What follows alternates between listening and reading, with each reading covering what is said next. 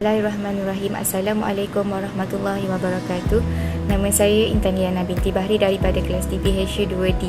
Nombor matrik saya ialah di Hasia 2020-25220. Hari ini kumpulan kami akan membentangkan tentang isu kegilaan remaja terhadap budaya Korea. Saya akan teruskan dengan pengenalan. Kegilaan golongan remaja terhadap budaya Korea ini merupakan salah satu fenomena yang luar biasa, iaitu minat mereka terhadap artis Korea. Artis K-pop sentiasa digilai oleh sesetengah golongan masyarakat, terutama golongan remaja. Kegilaan dan ketaksuban golongan remaja terhadap artis Korea ini telah membuatkan mereka seolah-olah lupa diri, budaya serta anutan agama yang seharusnya membentengi diri mereka daripada melakukan perkara yang tidak sopan dan memalukan diri sendiri, agama serta keluarga. Malahan seperti yang kita telah sedia maklum, pada awal tahun 2015, negara kita telah digemparkan dengan berita gadis Melayu yang bertuduh beragama Islam dipeluk oleh artis K-pop dalam konsert yang diadakan di ibu negara. Ini difahamkan gadis terbabit telah dicium dan dipeluk beberapa anggota dari kumpulan K-pop B1A4 yang membuat persembahan di KL Live Central Kuala Lumpur. Dalam Islam, konsep hiburan ialah untuk mencari kesejahteraan, ketenangan dan kepuasan. Ia dapat dilakukan pada waktu lapang secara individu bersama keluarga ataupun bersama rakan-rakan. Bahkan kita sepatutnya beribadah dan mengikut fitrah kita sebagai seorang Muslim, iaitu dengan mengamalkan seni taranum, membaca Al-Quran, gubahan sazak dan syair yang membesarkan dan mengagungkan Allah Subhanahu Wa Taala dan sebagainya. Seterusnya ialah maksud taksub dan kegilaan. Taksub ialah terlalu kuat pegangan ataupun berlebih-lebihan kepada sesuatu perkara. Ia juga dikenali sebagai fanatik. Kegilaan pula ialah satu sifat ataupun keadaan gila. Ia juga sesuatu yang melampaui batas. Dan kegemaran atau keasyikan yang berlebih-lebih dalam sifat seseorang itu. Kami mendapati maksud-maksud ini dalam Kamus Plaza edisi kedua. Terdapat beberapa faktor yang membuatkan golongan remaja ini gila terhadap budaya Korea. Faktor penariknya ialah penampilan artis K-pop yang sangat disenangi oleh para remaja, kerana mereka juga menggayakan fashion yang terkini dan smart. Oleh itu, golongan remaja mudah sangat tertarik sebab pakaian diorang yang sangat cantik dan kemas tu. Seterusnya, golongan remaja juga meminati artis Korea berdasarkan tarian mereka, kerana mereka sering menari secara bersahaja. Dengan perkembangan teknologi maklumat yang semakin canggih, peminat-peminat artis K-pop ini boleh mengikuti perkembangan artis yang diminati oleh mereka pada bila-bila masa sahaja. Di samping itu, rentak lagu yang dicipta oleh artis-artis tersebut mempunyai daya tarikan, iaitu memberikan keseronokan kepada jiwa-jiwa golongan remaja itu. Faktor penolak pula ialah artis tempatan yang sombong dan sukar untuk didekati oleh peminat. Jika kita lihat, apabila kita keluar dan terserempak dengan artis tempatan, mereka sering mengendahkan peminatnya. Bukan itu sahaja, artis tempatan juga kurang mendekati peminat kerana mereka memandang rendah terhadap peminat-peminatnya. Yang terakhir ialah kebanyakan artis tempatan melancarkan lagu dan lirik lebih kurang sama rentaknya, mempunyai jalan cerita yang sama dan telah membosankan golongan remaja ini. Assalamualaikum, nama saya Nurul Syazlin binti Ahmad Zahari. Nombor kad matrik saya ialah di Hasia 2020-25250-237. Saya daripada kelas TPH 2E. Hari ini saya membentangkan tentang dua kajian kes tentang kematian orang artis dan juga satu statistik kematian di Korea Selatan. Kajian kes pertama ialah kronologi kes kematian Kim Jong Un. Okey, pertama saya akan membentangkan tentang biodata beliau. Pertama, nama beliau ialah Kim Jong Un atau dikenali sebagai Jong Un. Tarikh lahir ialah 8 April 1960. Tempat lahir beliau ialah di daerah Jong di Bandar Seoul di Korea Selatan. Pekerjaan beliau ialah penyanyi dan juga penulis lagu. Genre yang dikenakan oleh beliau ialah vokalis daripada kumpulan SHINee di bawah syarikat SM Entertainment. Tarikh kematian beliau ialah 18 Disember 2017 semasa beliau berumur 27 tahun. Tempat kematian beliau ialah di apartmen daerah Gangnam di Bandar Seoul, Korea Selatan. Punca kematian beliau ialah tekanan perasaan dan menghirup gas karbon monoksida. Kronologi kes kematian Kim Jong Un pada 18 Disember. Pada pukul 12 tengah hari, Kim Jong Un telah menyewa apartmen di Bandar Gangnam selama 2 hari. Pada pukul 4.30 petang, Kim Jong Un telah menghantar pesanan untuk membunuh diri. Pada pukul 4.42 petang, kakak kepada Kim Jong Un telah membuat laporan polis kerana dia dapat merasakan bahawa adiknya ingin membunuh diri. Pada pukul 6 petang, Jong Un telah ditemui tidak menyedarkan diri di apartmennya. Kakak Jong Un segera menelefon pihak polis dan pihak berkenaan. Pada pukul 6.30 petang, Jong Un telah dibawa ke hospital tetapi Jong Un tidak dapat diselamatkan. Pada pukul 11 malam, agensi rakaman SM Entertainment telah memaklumkan bahawa Jong Un telah meninggal dunia. Pada pukul 11.15 malam, pihak polis melakukan siasatan terhadap punca kematian Jong Un, iaitu pada 19 Disember. Pada pukul 8 pagi, syarikat wartawan daripada syarikat wartawan 9 telah memunggah surat terakhir Jong Un.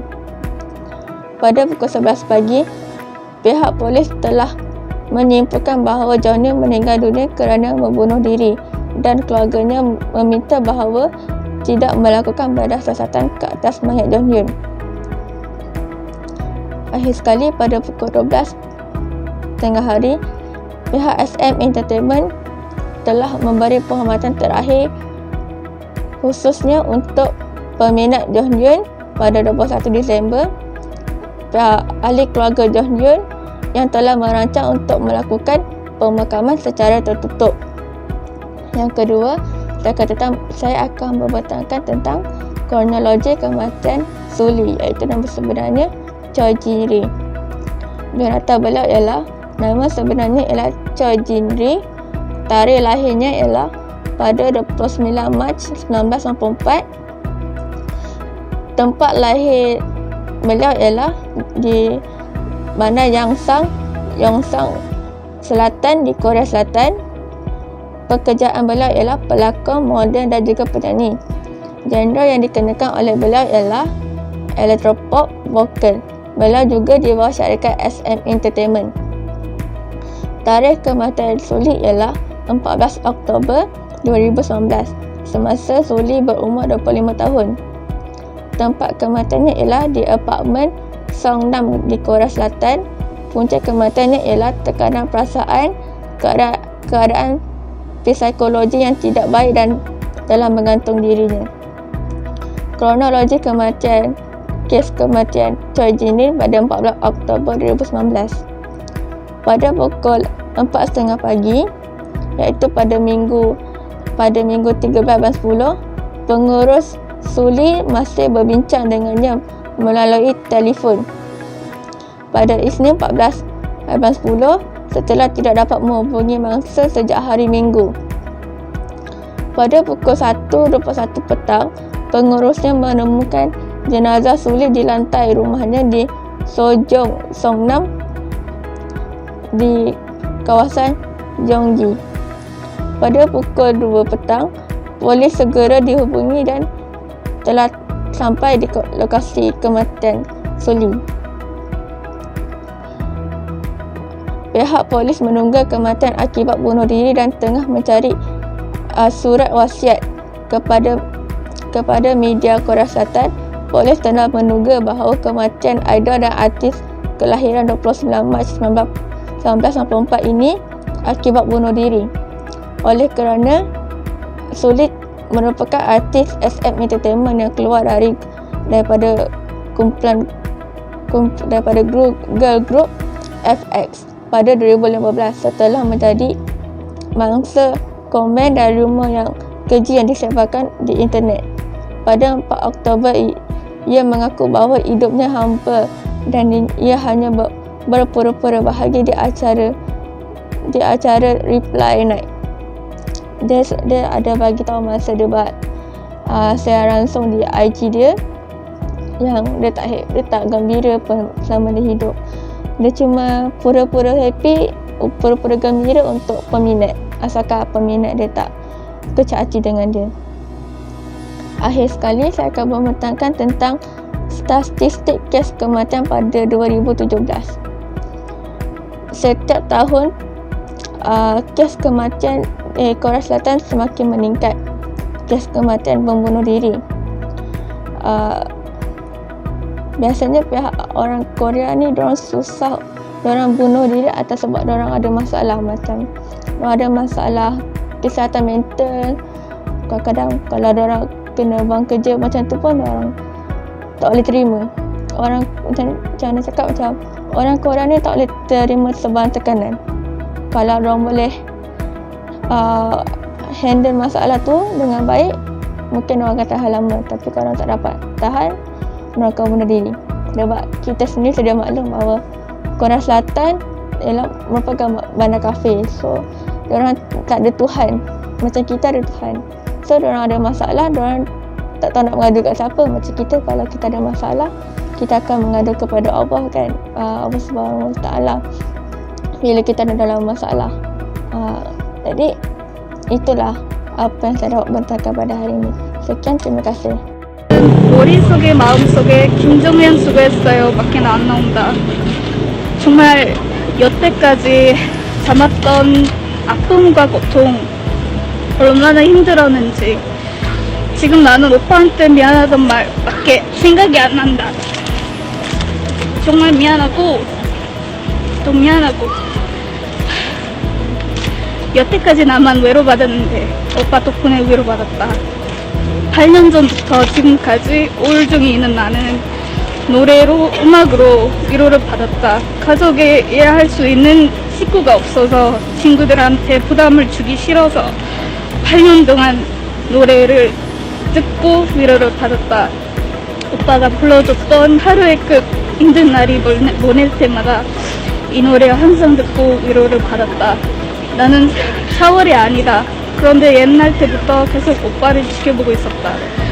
나는 팬으로서가 아닌 사람으로서 눈물 흘리고 울고 가슴이 아프고 같은 아픔은 아닐 수도 있지만 같은 고통은 아닐 수도 있지만 우울증이 있는 나는 충분히 이해하고 오빠를 미워하지 않을 거야. 절대. 나도 같은 생각을 해봤어. 오빠 노래 덕분에 매번 실패했어. 나는 죽음을 원하다만 아이러니하게 죽음을 두렵다. 나는 옛날 때부터 사랑하는 사람들 떠나기 전에 내가 먼저 떠날래. 그래서 왜 오빠가 왜 먼저 떠나는지. 나는 내년에 나이 먹는데 오빠는 늘 27살 겨울 아이구나. 오늘 보낼게. 마음이 아프지만 보낼게. 하는 나라에 계속 노래를 불러줄 수 있으면 좋겠다. 계속 우리를 지켜보고 웃고 이젠 그 모두 아픔과 고통 다 사라졌다. 편하게 숨을 쉴 수도 있다. 고민 없이 행복하게. 하늘나라에 있는 우리 고양이들 부탁할게. 나도 곧 날아갈 거야. 내가 올 때까지 편히 쉬어. 내가 올 때 지혜야 수고 많았어. 말해줘. 같이 어른이 된 기회를 줘서 너무나 고마워. 더 멋진 어른이 될게. 열심히 살게. 수고했어요. 정말 고생했어요. 그댄 나의 자랑이죠. 곧 보자 오빠. 내가 부담스러운가 봐. 날 바라보는 눈빛이 말해주잖아. 난 네가 뭐라 해니까 끝이 다가오는 걸 가슴이 말해준다. 누가 뭐래도 난 너무 예뻐. 미쳐. Replay, replay, replay. 학교 고쳐. Replay, replay, replay. Bismillahirrahmanirrahim. Assalamualaikum Kisinavun binti Muhammad Aiman Haris Bun dari kelas di BSU Budi. Nombor matrik DSU 2020 25310. Saya akan teruskan dengan tekanan hidup yang membawa bunuh diri. Saya akan beritahu hukum dan penyelesaiannya. Takrif bunuh diri mengikut Kamus Dewan Bahasa ialah mengambil nyawa sendiri dengan sengaja. Untuk itu, banyak cara yang dilakukan oleh seseorang yang ingin membunuh diri sendiri, seperti menembak diri sendiri, terjun dari tempat yang tinggi, menggantungkan diri sendiri, meminum racun dan pelbagai bentuk lagi. Untuk itu, saya berharap semoga Allah Subhanahu Wa Taala selamatkan kita daripada bercita-cita untuk membunuh diri.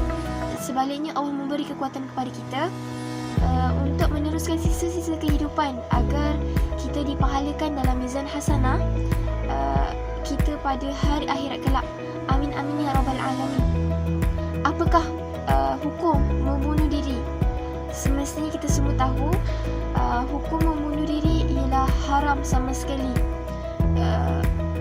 Syekh Dr. Yusuf Al-Qaradawi berpendapat, kami menukilkan di sini daripada kitab Al-Halal wa Al-Haram daripada muka surat 541 hingga 543 berkenaan dengan isu membunuh diri. Semua yang disebutkan tentang jenayah pembunuhan meliputi pembunuhan manusia terhadap dirinya sendiri sebagaimana meliputi pembunuhan terhadap orang lain. Sesiapa yang membunuh dirinya sendiri dengan apa jua cara sekalipun, samalah dia telah membunuh diri yang diharamkan oleh Allah Subhanahu Wa Taala, membunuhnya tanpa sebarang hak. Kehidupan manusia itu tidak dimiliki oleh sesiapa pun kerana dia tidak menciptakan dirinya sendiri.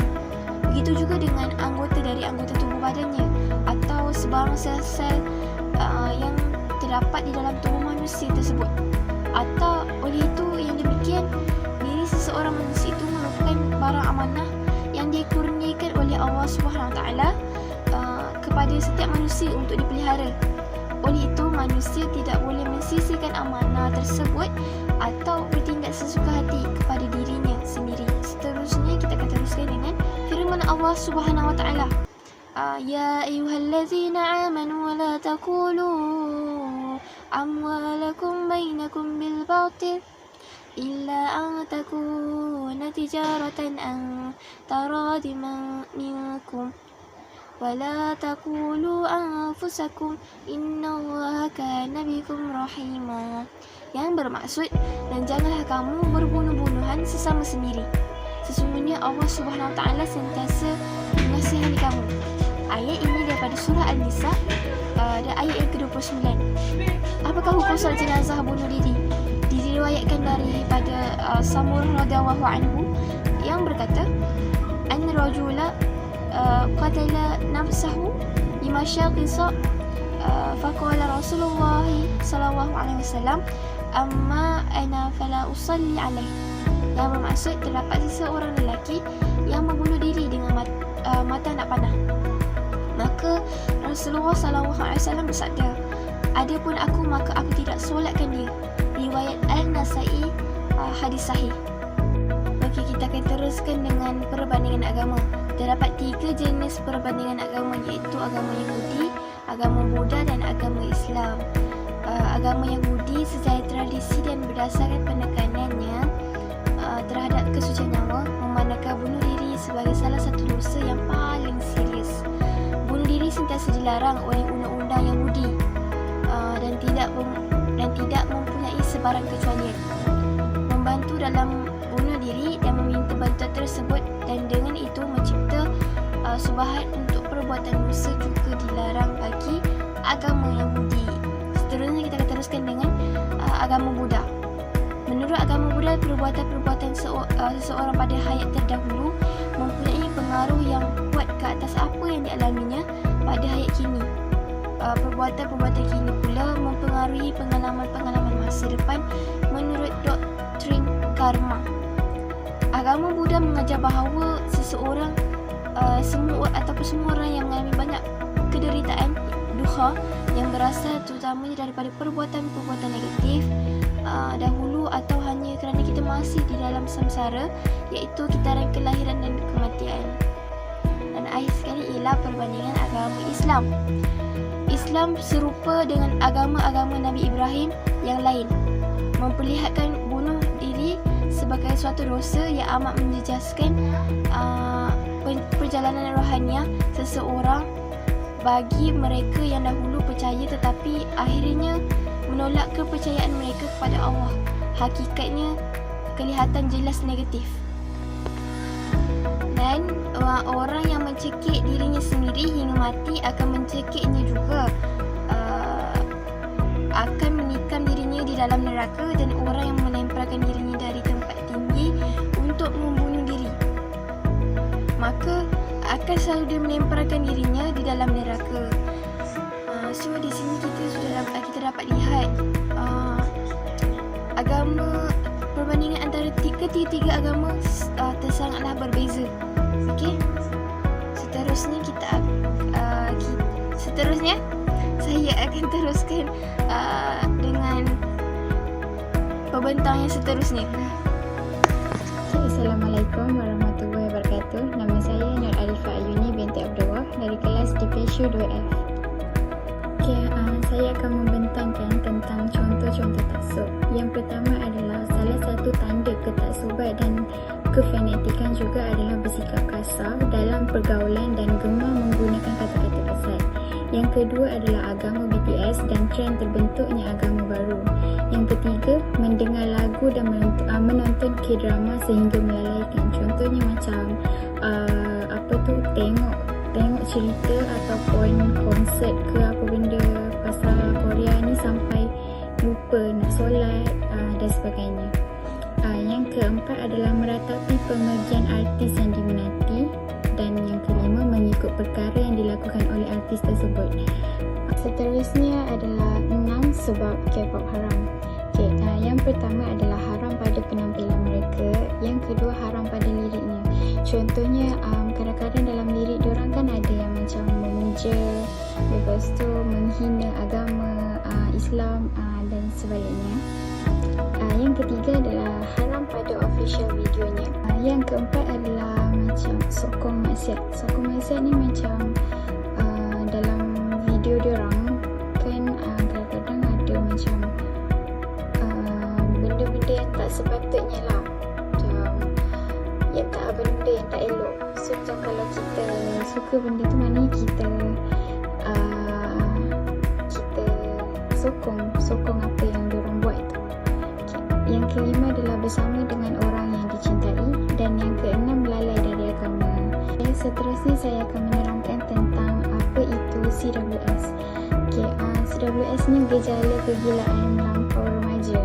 Kebanyakannya dari kalangan orang Melayu terhadap artis Korea, yang menyebabkan mereka ni mengalami masalah psikologi yang serius yang dinamakan sindrom memuja selebriti.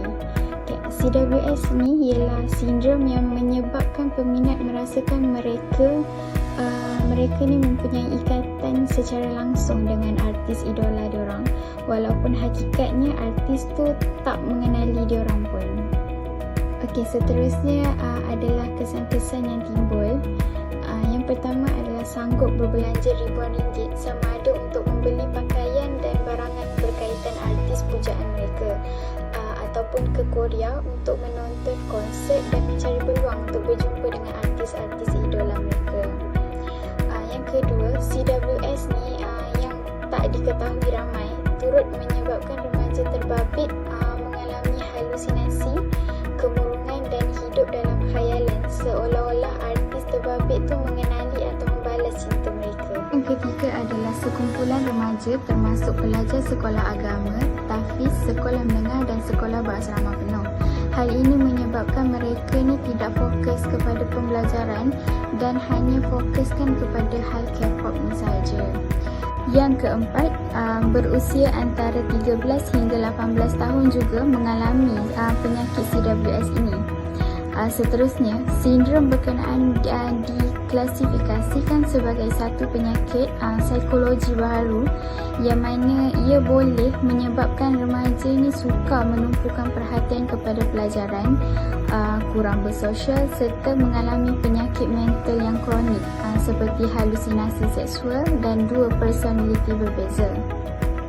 Dan yang terakhir adalah ibu bapa memandang ringan masalah itu kerana minat yang melampau terhadap artis ni bukanlah sesuatu yang janggal sejak zaman dahulu seperti membabitkan artis Hollywood dan Bollywood. Sekian daripada saya akan serahkan kepada penerusnya. Terima kasih. Assalamualaikum warahmatullahi wabarakatuh. Nama saya Aisyah Syuhada binti Azizi daripada kelas TPS 2. Saya akan menerangkan tentang Hallyu Wave. Okay, Hallyu Wave ni, Hallyu ataupun Korean Wave dalam bahasa Indonesia adalah gelombang Korea. Gelombang Korea. Okay, gelombang Korea ni adalah istilah yang diberikan untuk tersebarnya budaya pop Korea secara global di berbagai negara di dunia. Umumnya Hallyu memicu banyak orang-orang di negara tersebut untuk mempelajari bahasa Korea dan kebudayaan Korea. Okay. Saya terangkan lagi sikit. Hallyu berasal daripada dua perkataan Cina iaitu Han bermaksud Korea dan Liu bermaksud arus. Dalam bahasa Korea ia disebut Han dan Ryu. Okay. Tulisan dan sebutan dalam bahasa Cina dan Korea mempunyai persamaan, iaitu bahasa Korea sebenarnya diadaptasikan dari karakter Cina iaitu Hanja dan dilengkapi dengan sistem fonetik seperti Yanchal, Gokyul dan Idu. Perkataan Han dan Ryu digabungkan membentuk satu perkataan iaitu Hanbyu ataupun Hallyu.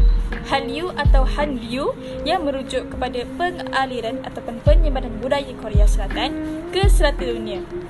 Istilah ini muncul di China pada pertengahan tahun 1999 oleh wartawan Beijing yang terkejut dengan populariti hiburan dan kebudayaan Korea yang berkembang pesat di China.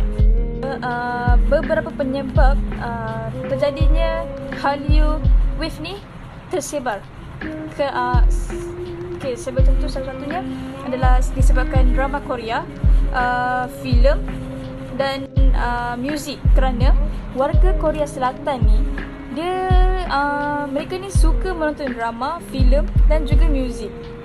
So, perusahaan TV Korea mengeluarkan biaya yang besar untuk memproduksi iaitu ataupun mempromosi drama dan beberapa di antaranya yang mencetak pencapaian mereka dan juga mengeksport cerita-cerita mereka ni ke luar negara. Salah satu filem ataupun cerita yang famous dulu ialah, kalau korang tahulah, cerita ni adalah cerita Winter Sonata. Memang famous gila lah cerita ni dulu, sampai parents saya pun tengok cerita ni dulu. Dan cerita Daejanggyul, Stairway to Heaven, Beautiful Days and Hotelier, dan banyak lagi lah cerita-cerita yang famous dulu-dulu yang menyebabkan tersebarnya kata Hallyu Wave ni.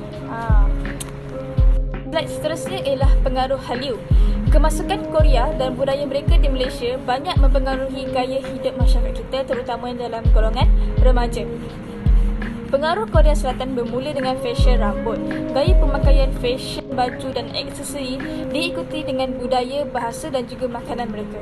Malah, tidak dinafikan gaya fashion masa kini lebih menjerumus kepada fashion masyarakat Korea Selatan yang sebenarnya lebih pro dalam mengamalkan gaya hidup barat. Walaupun secara tradisi ianya bertentangan dengan pegangan agama Confucian masyarakat Korea. Jika dilihat sewaktu zaman Goryeo dan Joseon, pakaian dan tata susila mereka lebih menjurus ke arah ketimuran tanpa melanggar adat dan adat timur. Saya nak terangkan lebih lanjut lagi berkenaan dengan fashion mereka yang terdapat di Malaysia. Ini yang kita tahu, seperti mana yang kita tahu, terdapat banyak mall dekat Malaysia ni mempunyai kedai yang mempunyai makanan Korea kedai yang mempunyai pelbagai aksesori barangan Korea, yang mempunyai pakaian Korea, menjual pakaian Korea dan macam-macam lagi yang ada dekat Malaysia ni. So dari situ terjadinya akibat pengaruh-pengaruh remaja ni untuk menjadi seperti artis-artis idaman mereka di Korea ataupun idol mereka di Korea. Okay, slide yang seterusnya ialah kesan Hallyu Wave. Yang pertama ialah membuat pembedahan plastik. Seperti yang kita tahu, warga-warga masyarakat Korea di Korea lah kan membuat pembedahan plastik, iaitu antaranya mata, kelompok mata, hidung, bibir, muka dan sebagainya. Kalau korang nak tahu, kalau korang nak tahulah, dekat Malaysia pun ada adalah juga yang membuat pembedahan plastik. Dia Islam tapi dia membuat pembedahan plastik. Okay, seperti yang kita tahu, dalam Islam kita dilarang untuk mengubah apa yang telah diberikan oleh Allah. Contohnya melukis kening tak boleh. Betul. Okay. Apa lagi yang tak boleh? Banyak lagi yang tak boleh. Okay. Saya tahu ramai yang tahu benda tu tak boleh. Okay. So benda tu dilarang untuk umat Islam untuk mengubah apa yang telah diberikan oleh Allah. Itulah contoh dia. Okay. Yang kedua ialah sanggup menghabiskan duit. Okay. Golongan remaja sekarang ni memang ramai sangat-sangat yang dia terpengaruh lah dengan contoh lagu mereka. Okay, contoh lagu idol tu dia ada album.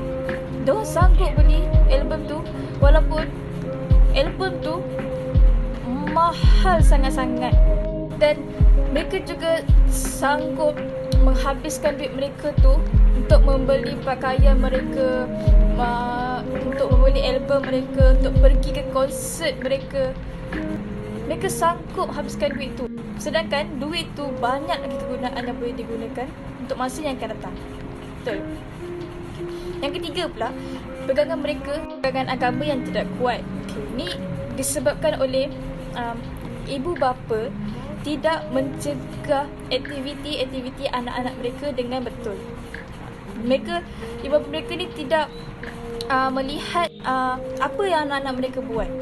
Ibu bapa mereka ni tidak memberi didikan yang secukupnya supaya anak-anak mereka ni tidak terpengaruh sangat dengan budaya K-pop. So yang keempat pula ialah sanggup menduakan Allah. Seperti yang kita tengok dekat slide-slide yang sebelum ni, ada berkenaan dengan agama BTS, right? Agama BTS, ada rukun-rukun Islam tu ditukarkan jadi rukun-rukun BTS. So dekat sini diorang sanggup menduakan Allah walaupun diorang tahu akibat dia menduakan Allah tu, kesan dia apa. Maksudnya hukum dia apa menduakan Allah tu, diorang tahu, tapi diorang still juga buat benda tu semata-mata sebab BTS.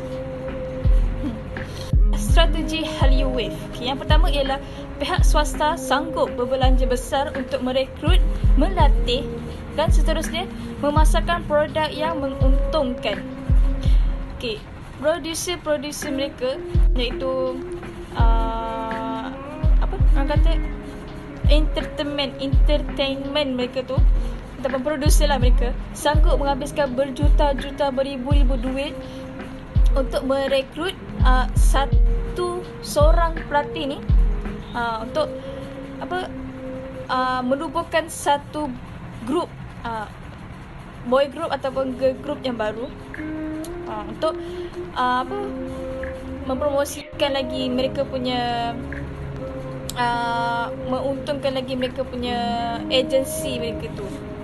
Kedua pula ialah kejayaan album artis Korea kerananya adanya strategi pemasaran bijak antara syarikat di Korea dan juga rakan niaga tempatan di Thailand. Okay. maksudnya kat sini produser mereka di Korea dan juga produser di Thailand ataupun rakyat di Thailand, orang atasan di Thailand, dia bergabung bersatu untuk memperluaskan album artis-artis Korea mereka ni. Itu salah satu sebab dia. Okay, yang ketiga pula, strategi membawa Hallyu khususnya K-pop ke rumah melalui Arirang ataupun Korea Global TV di Thailand dan Astro di Malaysia mempercepatkan lagi penularan budaya K-pop ini. Maksud untuk poin yang ketiga ni ialah Astro di Malaysia dan sekarang ni adalah, kalau kau nak tahu cerita Korea tu kat mana, kat TV 393 banyak, 394 pun ada, 395 pun ada. So dari situ pun remaja-remaja Terdapat beberapa langkah cara mengatasi yang boleh digunakan oleh seseorang individu untuk menangani kegilaannya terhadap budaya Korea. Yang pertama ialah menggantikan lagu-lagu Korea itu dengan mendengar lagu yang berunsurkan Islamik seperti nasyid, dan seterusnya mereka juga boleh menggantikan dengan lagu instrumental, iaitu alat muzik seperti piano, gitar, violin. Sebab lagu instrumental ni tidak mengandungi lirik-lirik yang berunsurkan percintaan, dan ia hanyalah alunan alat muzik itu sendiri sahaja. Selain itu, individu tersebut juga perlu menjinakkan dirinya dengan Al-Quran dengan membaca Al-Quran setiap hari, mendengar alunan ayat Al-Quran, mendalami setiap maksud ayat Al-Quran. Membaca Al-Quran ini, kita akan mendapat ganjaran pahala dan tidak melakukan perkara yang sia-sia sepanjang hari. Seterusnya, mengikuti dakwah dan tarbiyah seperti menghadiri majlis-majlis ilmu di masjid berdekatan ataupun mendengar ceramah di atas talian, iaitu melalui aplikasi YouTube, Instagram dan sebagainya. Yang terakhir ialah memperbanyakkan doa supaya Allah melembutkan hati kita dan menjauhkan kita daripada melakukan perkara-perkara yang dilarang di sisinya. Baik, kembali kepada saya semula, Syashaki Sina pun binti Muhammad Aiman Haris pun. Yang terakhir ialah kesimpulan. Masalah ketaksuban terhadap K-pop ini perlu segera dibendung supaya ia tidak merebak ke generasi yang seterusnya. Sebagai golongan remaja, tidak salah sekiranya ingin berhibur. Namun, jangan terlalu taksub dan lalai terhadap tanggungjawab dan adab sebagai orang Islam. Itu adalah yang perkara yang paling penting. Okay? Peranan diri sendiri amat penting untuk menanamkan sikap benci ke budaya luar dan kembali kepada fitrah tujuan hidup di dunia ini agar tidak terlalu leka dengan budaya K-pop yang membawa pengaruh tidak sihat kepada diri sendiri. Peranan ibu bapa juga penting untuk memerhati tingkah laku anak-anak mereka, terutamanya ketika penggunaan alatan digital atau melayari internet. Peranan kerajaan juga penting untuk mengenakan akta undang-undang dengan lebih ketat untuk kemasukan artis luar membuat persembahan atau jelajah Malaysia bagi menyebarkan pengaruh mereka. Itu sahaja daripada kami. Sekian daripada kami, habislah sudah. Terima kasih.